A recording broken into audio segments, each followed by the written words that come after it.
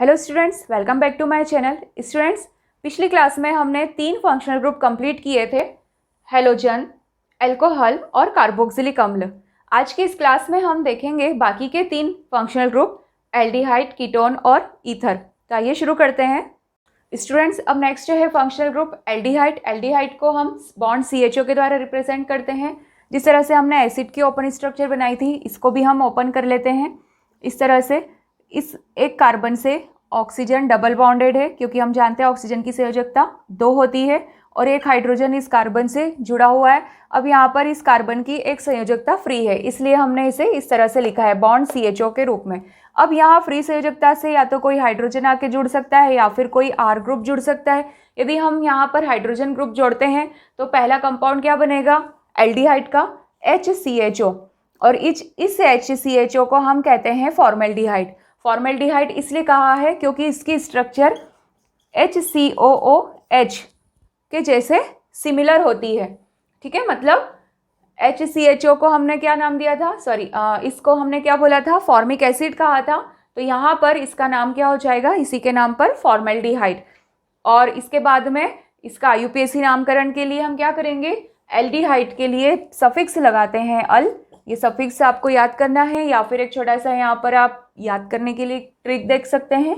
Aldehyde के नाम के आगे अल लगा हुआ है, इसलिए उसके सफिक्स में अल लगाना है आपको। ये एक आप अपने याद करने के हिसाब से देख सकते हो। ठीक है, तो आपको क्या करना है? अल लगा दिया। आपको फिर कार्बन काउंट करने हैं। कार्बन एक है, एक को हम मैथेन कहते हैं, तो आप लगाएंगे मैथेनल। ठीक है, ई को हटाएंगे। फिर नेक्स्ट पर आ जाते हैं हम CH3CHO। CH3CHO का हम नाम कॉमन नेम लिखते हैं एसिटैल्डिहाइड। ठीक है, ये कॉमन जो 2 स्टार्टिंग वाले हैं ये बहुत ज़्यादा यूज़ होते हैं और कॉमन नेम के आधार पर ही इनका यूज़ किया जाता है। इसका हो गया एसिटैल्डिहाइड, और IUPAC के लिए आप कार्बन काउंट करें, 2 हैं, 1 और 2 वाले को हम इथेन कहते हैं। ई को हटाएं, अल जोड़ें तो इसका नाम हो जाएगा इथेनल। नेक्स्ट हम देखते हैं C2H5CHO। इसमें हमने कार्बन काउंट करने हैं, 3 कार्बन है। कॉमन नेम लिखने के लिए प्रोपेन एल्डिहाइड हो जाएगा। ठीक है, आपको एल्डिहाइड जोड़ना है, प्रोपेन एल्डिहाइड। ठीक है, और फिर IUPAC के लिए 3 कार्बन हमने काउंट किए थे, 3 वाले को हम प्रोपेन कहते हैं। ई को आप हटाएं और प्रोपेनल अल जोड़ देंगे। ठीक है, तो ये होता है एल्डिहाइड। बहुत ईजी है, थोड़ा सा ध्यान से करेंगे तो क्लियर हो जाएगा। अब हम नेक्स्ट हमारे 2 बचते हैं यहाँ पर, कीटोन और ईथर। अब नेक्स्ट है कीटोन। कीटोन के लिए हम लिखते हैं यहाँ पर बॉन्ड CO बॉन्ड। ठीक है, ओपन स्ट्रक्चर के लिए किस तरह से कर देंगे हम? ये कार्बन है, इसके साथ एक ऑक्सीजन जुड़ा है, डबल बॉन्डेड ऑक्सीजन है, और मतलब ऑक्सीजन की कंप्लीट हो गई 2 संयोजकता, और कार्बन की भी 2 कंप्लीट हो गई और 2 बाकी है। तो इस तरह से हम यहाँ पर 2 फ्री बॉन्ड बना देंगे, और इन फ्री बॉन्ड से R ग्रुप आकर के जुड़ेगा।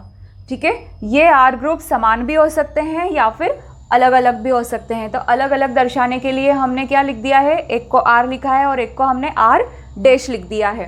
ठीक, अब सबसे पहले यदि हम इसकी बात करते हैं, यदि दोनों ग्रुप समान है, यहाँ पर CH3 जुड़ा हुआ है, तो इसका सूत्र क्या हो जाएगा? CH3COCH3, और इसे कहा जाता है एसीटोन।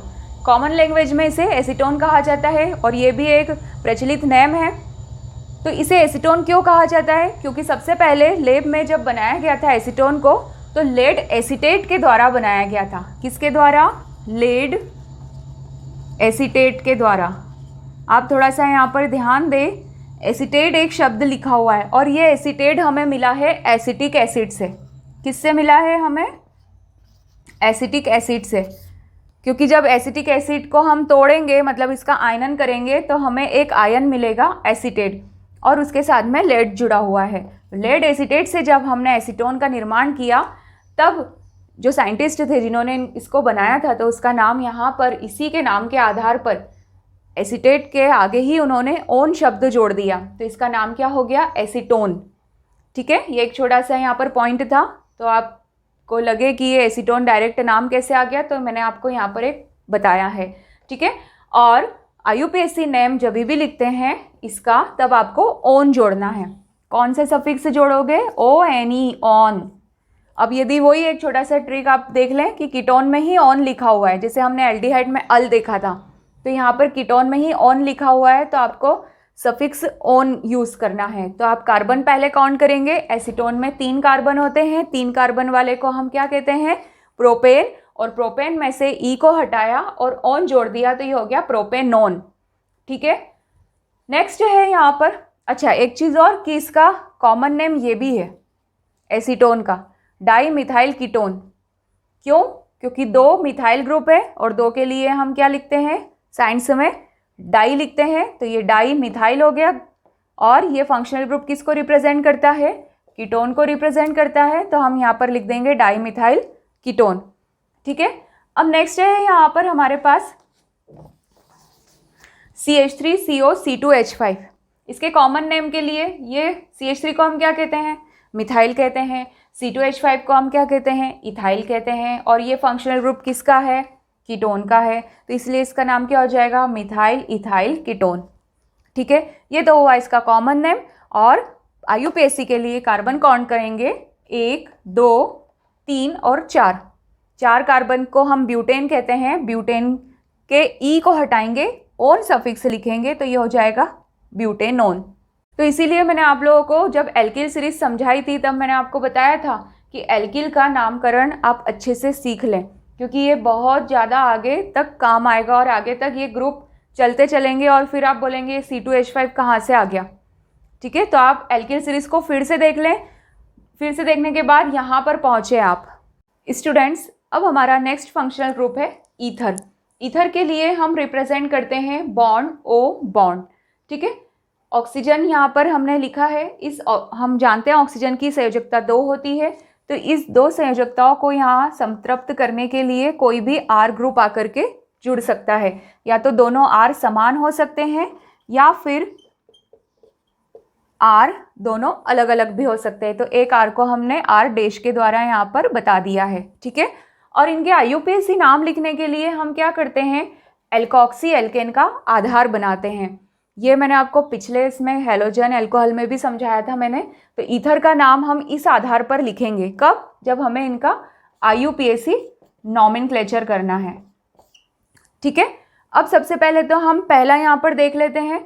यदि हम यहाँ पर R ग्रुप समान लगा देते हैं, मतलब CH3 दोनों तरफ लगा देते हैं, तो ये कंपाउंड बनता है CH3O CH3। तो इसके लिए हम कॉमन नेम क्या लिखेंगे, डाई मिथाइल ईथर। कैसे लिख दिया हमने, क्योंकि 2 मिथाइल ग्रुप है, 2 के लिए हम साइंस में डाई लिखते हैं, और O फंक्शनल ग्रुप किसको रिप्रेजेंट कर रहा है, ईथर को, तो इसलिए इसका नाम हो जाएगा डाई मिथाइल ईथर।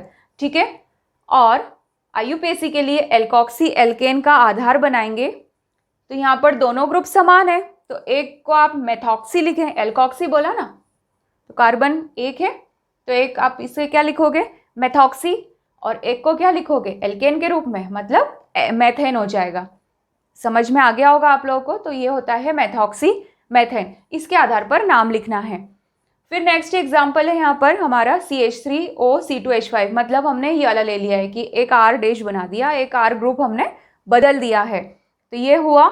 इसका आप कॉमन नेम क्या लिखोगे, चूंकि ये कौन सा ग्रुप है, मिथाइल ग्रुप है, इसे इथाइल कहते हैं, फंक्शनल ग्रुप ईथर का है, तो इसका नाम हो जाएगा मिथाइल इथाइल ईथर।